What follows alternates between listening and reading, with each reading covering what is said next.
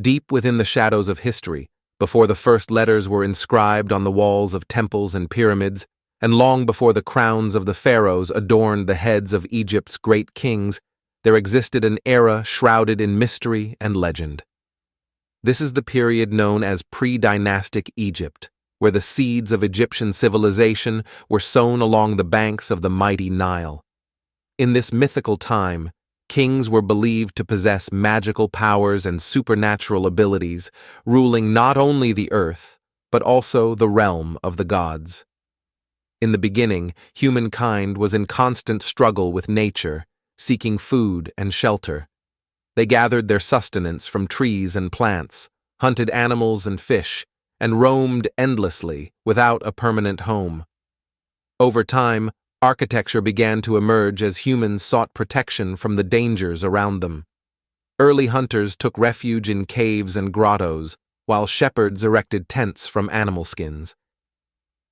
With the discovery of agriculture, humanity's path was forever altered, learning to settle, domesticate animals, and build communities.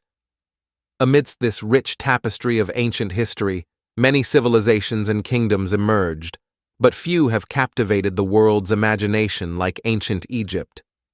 Among the enigmatic figures of this era stands King Scorpion. Was he merely a legend, or was he truly the first ruler of a united Egypt? Let us dive into the depths of time to uncover the mystery of this elusive king. And don't forget to like the video, subscribe to the channel, and watch till the end.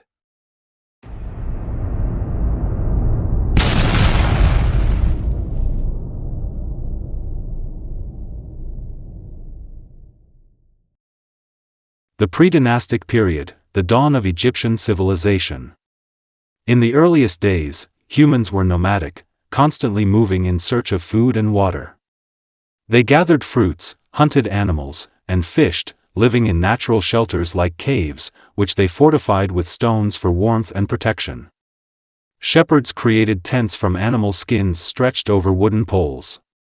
The real turning point came with the advent of agriculture, which had a profound impact on human society. Agriculture taught humans to settle down, guard and cultivate their crops, and domesticate animals.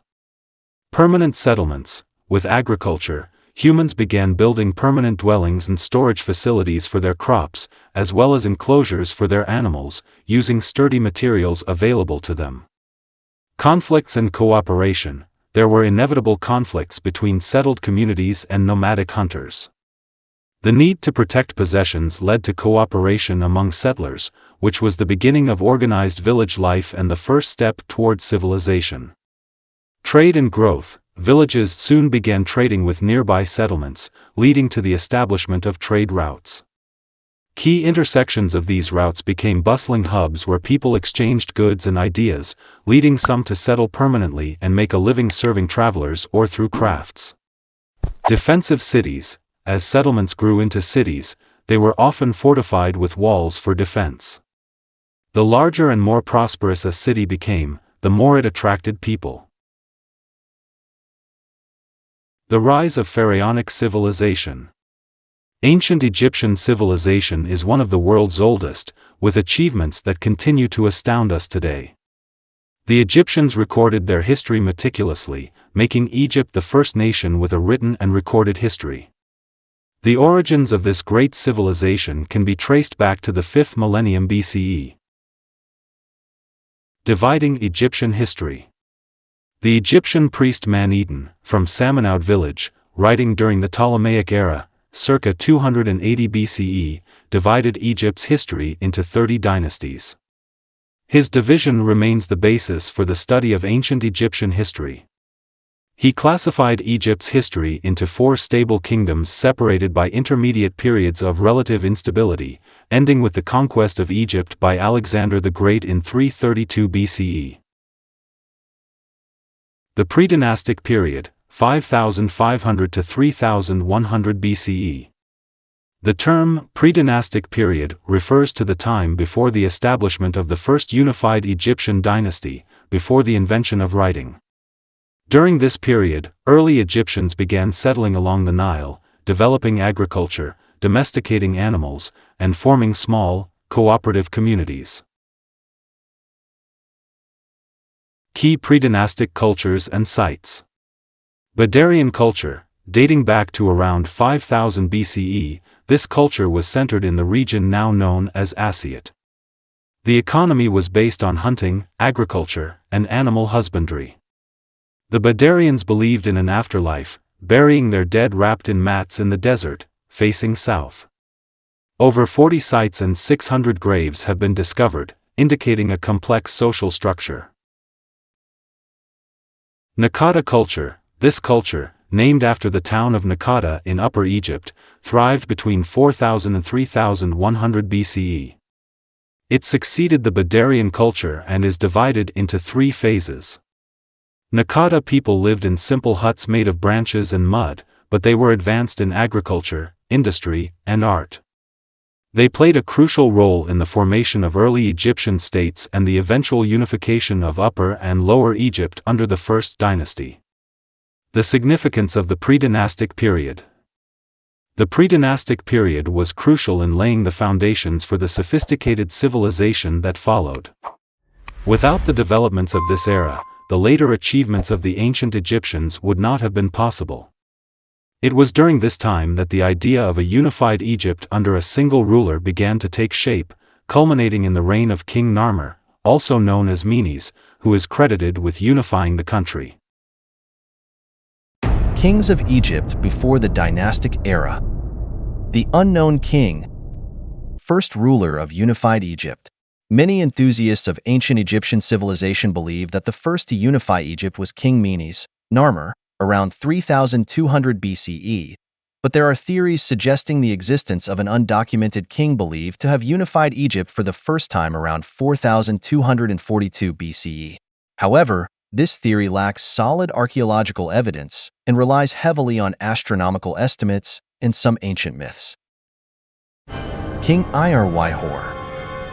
King Irwihor is considered one of the oldest kings of the pre-dynastic period, with his name found inscribed on many artifacts.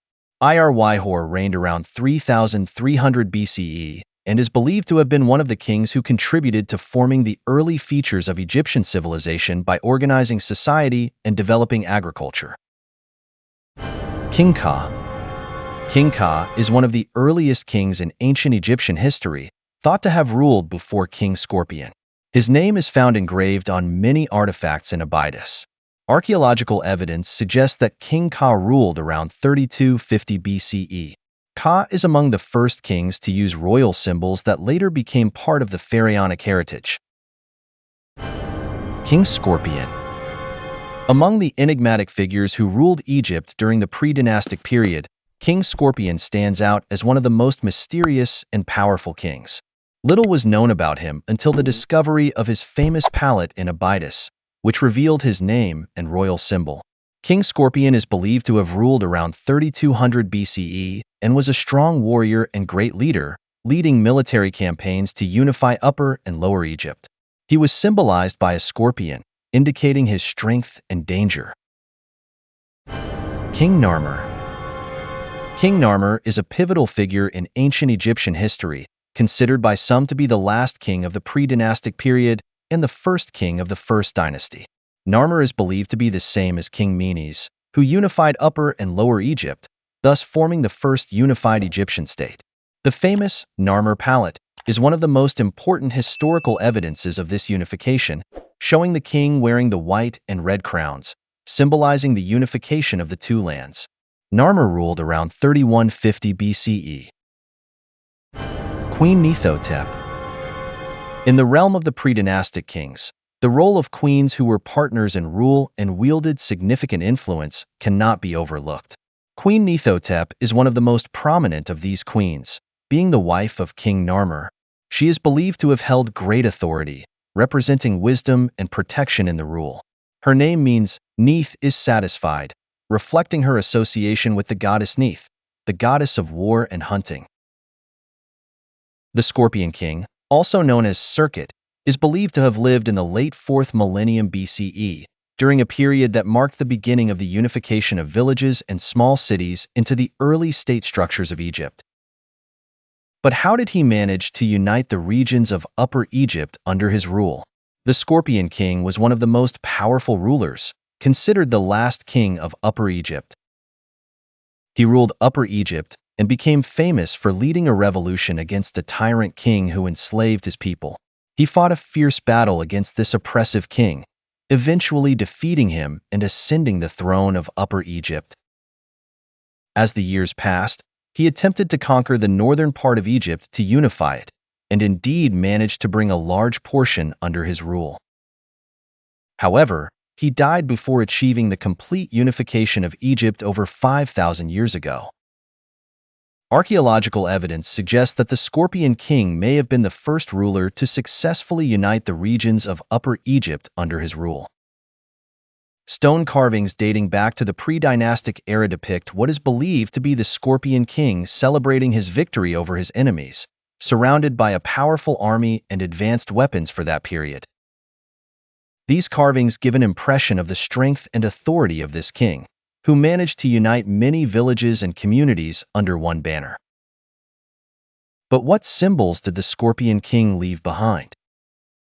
One of the most fascinating artifacts associated with the Scorpion King is the royal mace head, a unique artifact discovered in a tomb at Abydos. This mace head features an engraving of a scorpion, the king's symbol, indicating the importance and sanctity surrounding this ruler. Additionally, seals and pottery jars bearing the same symbol have been found, further supporting the theory of his existence and rule. However, why does mystery still surround this figure? Despite the numerous pieces of evidence suggesting the existence of the Scorpion King, much remains unknown about him. For example, 1. His tomb has not yet been found. 2. The available information about his reign is scarce and sometimes contradictory. This mystery only adds to the allure of this legendary figure, sparking curiosity about him. Was the Scorpion King truly the first to begin the unification of Egypt? Or was he merely a legend passed down through generations to bolster the idea of early kings? And what was the world like during the Scorpion King's time? During that period, Egypt was undergoing a transition from small agricultural communities to larger urban settlements. The villages relied on the Nile River as a source of life and sustenance, and trade between villages began to grow, providing the Scorpion King with the opportunity to unite these small communities under a strong central rule. The most crucial question is, if the Scorpion King was indeed the ruler who began the unification process of Egypt, what was his impact on Egyptian history, and how did he achieve it? The unification of villages and small communities was a crucial step towards building the strong Egyptian state that endured for thousands of years. Perhaps he planted the first seed that grew into the rich Egyptian civilization we know today. The Scorpion King aimed to unite the country and expand the lands under his control, but archaeologists believe he died before achieving his dream, despite his documented great victories. Then came King Menes, who unified the country after defeating the king of the north. Historians differ in identifying the Scorpion King's identity, with 3 main theories. 1. The first theory suggests that there were 2 Scorpion Kings, not one, bearing the same name. It posits that the mace head belonged to the second Scorpion King, while the first Scorpion King preceded him by about a century, lived in the Naqada culture, and ruled various areas in Upper Egypt such as Abydos, Naqada, and Hierakonpolis. His tomb, found in Abydos, is the largest for pre-dynastic kings. 2. The second theory advocates the idea that there was only one Scorpion King. Researcher Ahmed Fahim states that all discovered artifacts attributed to the Scorpion King, whether the mace head or the tomb, belong to the same individual. 3. The third theory suggests that the Scorpion King is the same as King Menes, a view supported by many archaeologists due to the similarities between the engravings on the Scorpion King's mace head and the Narmer palette inscriptions. However, some oppose this theory. Whether the name Scorpion King refers to one or two kings, It is clear that he was a skilled and brave ruler who paved the way for the unification of Upper and Lower Egypt, laying the foundation for one of history's greatest civilizations, the Pharaonic civilization. The Scorpion King remains a mysterious figure, evoking curiosity and admiration. Despite the limited information available, the artifacts and symbols attributed to him tell a story filled with strength, ambition, and the pursuit of unity. The Scorpion King remains a legend etched in the pages of history, awaiting further discoveries to unveil its hidden secrets. To help us continue creating more videos, please like, subscribe, and share the video with others. Thank you for watching, and see you in the next video. Bye-bye.